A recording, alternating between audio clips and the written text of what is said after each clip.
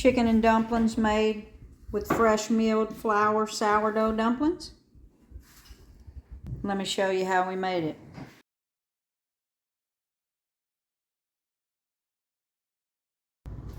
So for my dumplings, I've got 1 cup or 125 grams of wheat berries is what I ground. But if you were using regular store-bought flour, about 1 cup of flour here. And the wheat berries that I ground was about 90% whole hard white wheat and about 10% of kamut. So to that, I'm gonna add about 3/4 a cup of sourdough starter that I fed, and it reached its peak yesterday, and then I put it in the refrigerator overnight. So I'm going right in there. So we're gonna add that to that 1 cup of flour. Probably be more tender if we just stirred them a little bit with the spoon, but I am just gonna go ahead and mix it in my KitchenAid and just mix it all together. And I've got that on low, and as that starts to mix, I'm gonna add about 1/2 teaspoon of a coarse salt.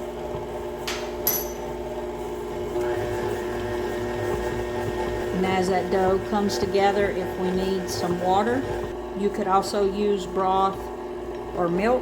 I'm just gonna add just a little bit of water to bring it together.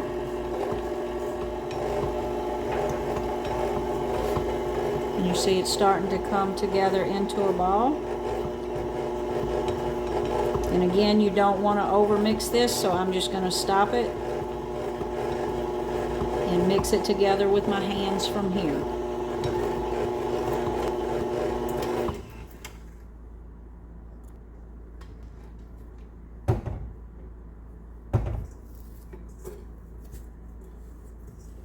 Get all that flour out of the bottom of the bowl.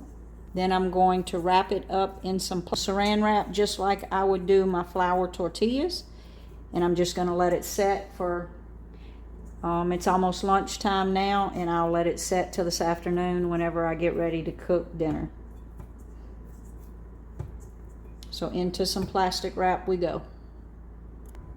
And there we have it in the bowl, wrapped loosely in some plastic wrap. So it's been about 5 or 6 hours, and you can see those dumplings have puffed up from that sourdough. We're going to open them up. I've got just a little bit of whole wheat flour here on my mat. And we're just going to roll these out into dumplings. And I'm not going to roll them real hard.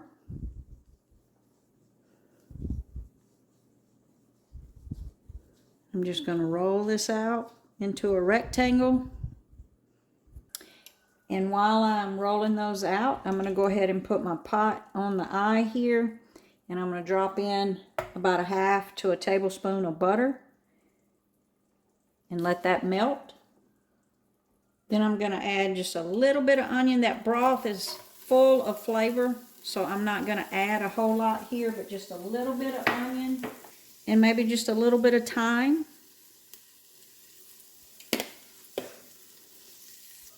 We're just going to let that thyme bloom in that butter so that the oil starts to release. And that onion starts to soften just a little bit. And then I'm going to add about a clove of garlic. And we're not going to let that cook long at all. We're going to go right in with that broth. We're going to pour that homemade stock bone broth in.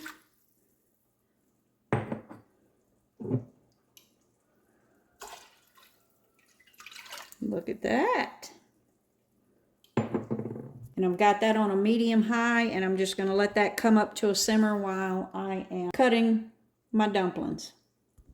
So I've got this kind of thin. I don't really like a thick dumpling. And then we're just going to go in strips. Cut it just like that. You can do them however you want. You could have spooned them in. I know a lot of people do them that way. But again, I don't like a real thick dumpling. And then we're going to cut it this way.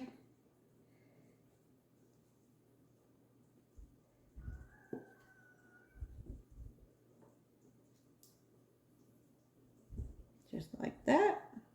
And they don't all have to be the same size. This is a beautiful rustic dish. And then I'm going to sprinkle just a little bit of flour over the top of them so that they don't stick together whenever I am ready to put them in my broth. And just let them set till I'm ready.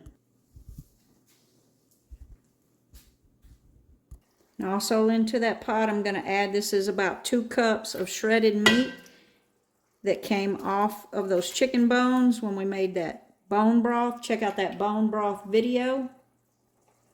So all of that meat came off a carcass of a chicken that we bought from a local farm near us. And we're just going to put that in there with that broth. Let that heat up before we put our dumplings in.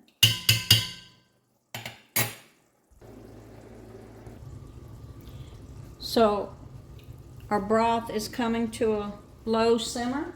So we're just going to take a few of them dumplings at a time and drop them in.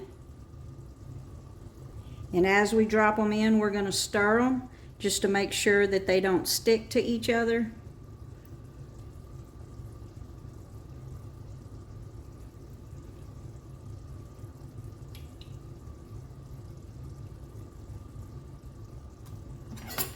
And we're just going to continue to do that until all of our dumplings are in. We're going to drop a few and stir, drop a few and stir.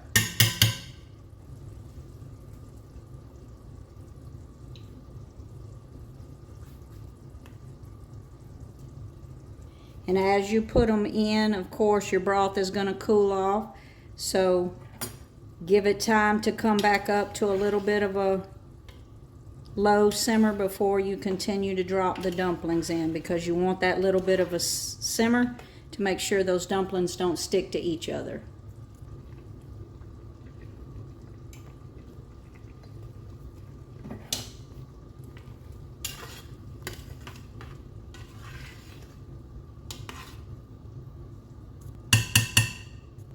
So I've got all my dumplings in. I'm going to sprinkle just a little bit of salt in here because I tasted the broth and it needed a little salt and a little pepper.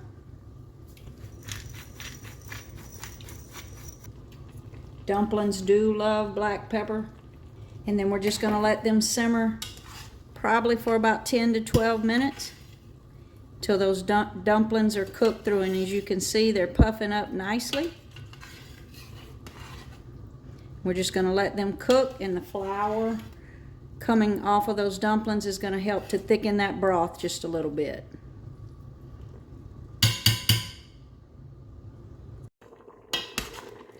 So these dumplings are now nice and tender, and as you can see, that has kind of thickened some.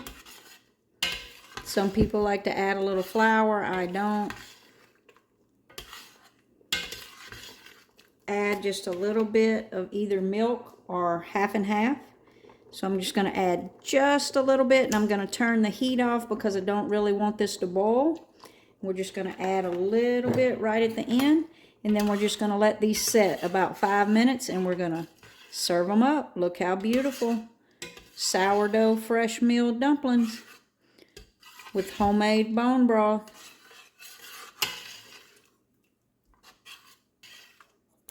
Let's serve up a big old bowl of those.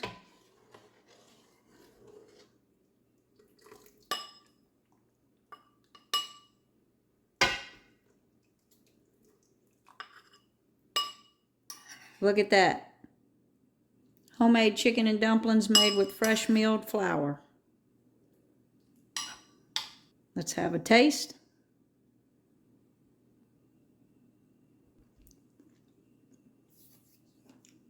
That is absolutely amazing. Y'all give this one a try.